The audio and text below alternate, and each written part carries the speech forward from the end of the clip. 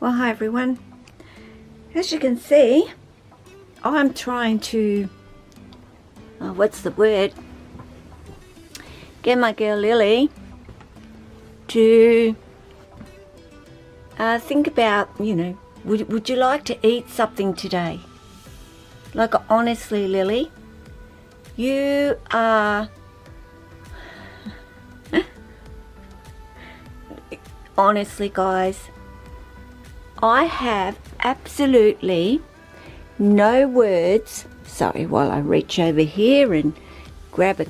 Well, look at that. Please just stop putting all those things in front of me, because I've kind of let you know I'm not really interested in eating. It's the only way I can say it. Lily hasn't eaten, I think, for at least a month, maybe a little bit more. I have offered her mice, which we all know that Lily really likes, is of course her mice. You want it?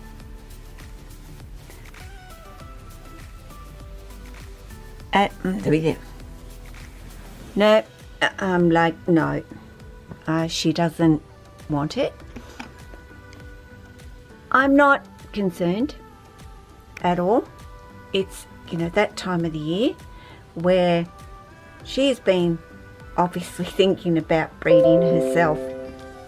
So it's no big deal to me at this particular point. Of course, I don't weigh my adult snakes. Once they get to probably, about that 4 years of age, I could care less about their weight. I watch them. I will notice if they're dropping weight. And unless your snake is dropping weight, you never really have to be overly concerned about the fact that they're not eating. Now, Lily has, last season she didn't do this, but remember last season she wasn't interested in breeding, but she's kind of got that idea this year, especially with Jack, who has finally wooed her into adoring him, you could say. But this year she, is so much more willing. So it doesn't surprise me that she doesn't want to eat at all.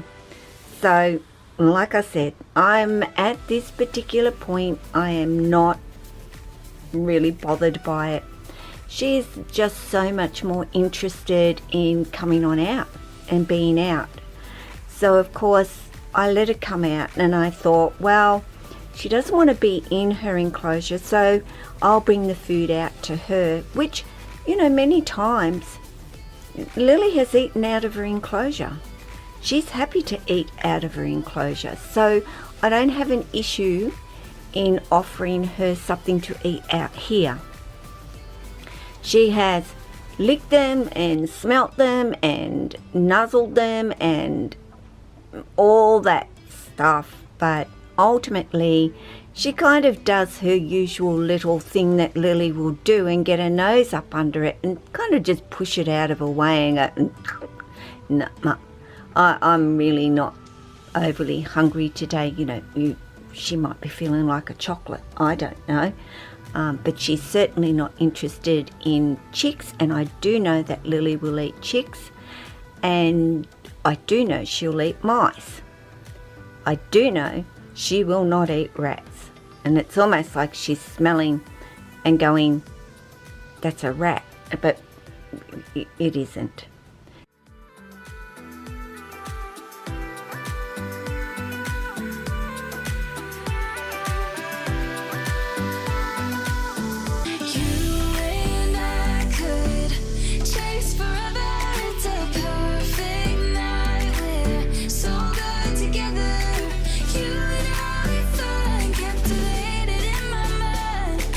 You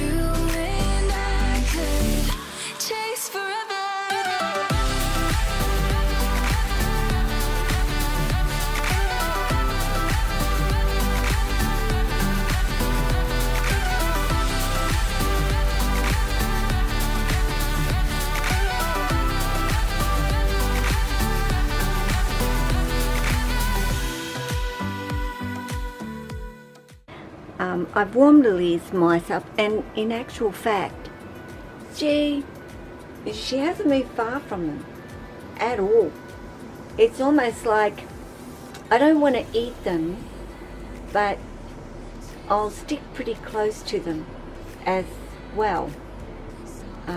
I don't know if eventually she will, but if she doesn't hurry up, Sia's going to be getting a couple of them today. So Lily, Lou, as I call her very often, and a couple of other names that I won't say out loud. No, I never call her anything that is bad ever. But are you going to eat them? Like, they are your favourites. Honestly, Lily has gotten better with not staying so close, but she's still staying close, guys.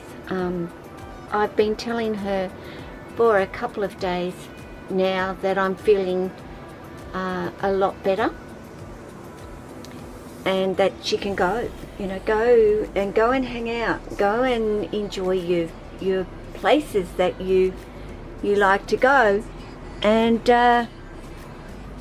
she's still not really wanting to do that.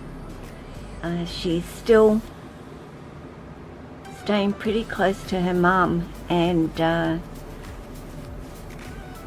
I appreciate it from her, because I know she's looking out for me. I know, oh okay, am I getting too close? I don't know. Can I just sit the camera down there? If it will maybe focus on you? What do you think? Hey? You chill with that? And these mice are getting I'm spinning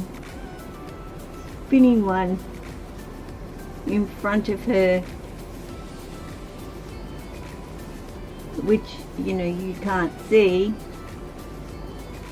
but do you want it at all? Like, truly, I'm sure that they're really delicious. So she's just look, I'm offering her them. No, she says, please don't. I'm really not interested in them, Mum. I'm not hungry. I don't want one. But yeah, they're there and they're waiting, aren't they? And that I want you to eat, and I swear it's because I want her to eat. She's like, I'm not going to do it. Well, I'm just not going to do it. I know you desperately want me to at the moment, and have been wanting me to for the past couple of weeks. Hey Missy. And yep, guys, this is what I mean about chatting to your snakes. I do it all the time, and I'm so guilty of doing it all of the time. And I think if you think about it, best part about chatting away to your snakes and telling them your woes, and even not just woes, but all the good stuff and all the rest of it, and they listen intently either, and they so I find it really pleasurable to sit and watch and check out, you know, what they're doing and what they're getting up to as well. My life is pretty much that. This? Do you want this? It's like you're half-heartedly interested, and then it's like, I'm interested, but I can't be bothered to eat it either. Like, what the goodness gracious is going on, dear? Hey? I wish you would tell me, because, you know, I'm pretty good at reading you most of the time, Lily, but some of the time I'm like, I don't know. I really don't know. Hey? You're just not hungry, are you? And, you know, Jack's got a full belly, so you're not going to see him for a couple of days, and I think that's what she's waiting for, because generally what has been happening is, if I get Jack out first, I can guarantee you within a couple of minutes Lily's at her door and she wants out, and if I get Lily out first, within a couple of minutes Jack is out at his door too. So they're very much in tune with one another right now, and they know when the other one is out and about, and they certainly want to come on out as well. So I have been, of course, opening their doors, and you know, that urgency has certainly gone down with the breeding, but they still very much like spending time with one another. And you know, I do that regularly over the year, not just in breeding season, so they're very much used to one another being together and hanging out together and so forth, but more so, of course, over the breeding season, and behaviours really do change. Alright, I'm going to take them away. Alright? I'm not going to leave them here. Alright?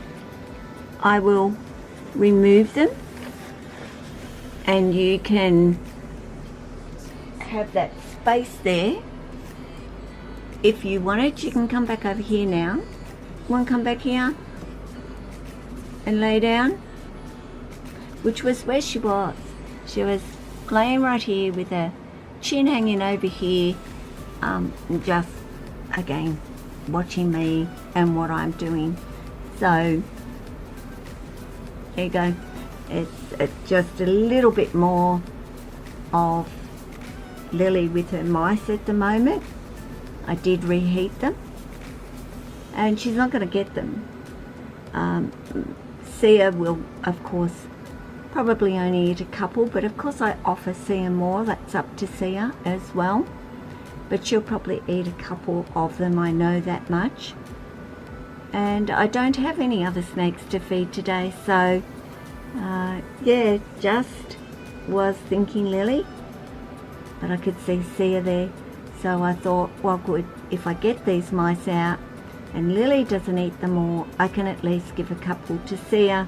The rest, yes, I know a lot of you, again, I've heard I don't like to refreeze them, and I will reiterate again that if you put them into a freezer bag, put them into your fridge and let them go back to that colder temperature, then put them into your freezer. There is nothing wrong with doing that at all. And I hear, you know, especially for people who are trying to get their snakes on to frozen thawed, I don't like wasting rats, so I'm just continuing to give them live. That's the way to do it, guys. Refreeze. It is not going to hurt your snake or do anything to your feeder.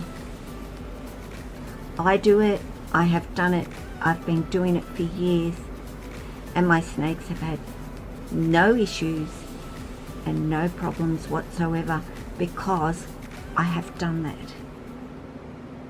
So guys, take care of yourself and your family and your friends and all your animals. And Lily, ciao.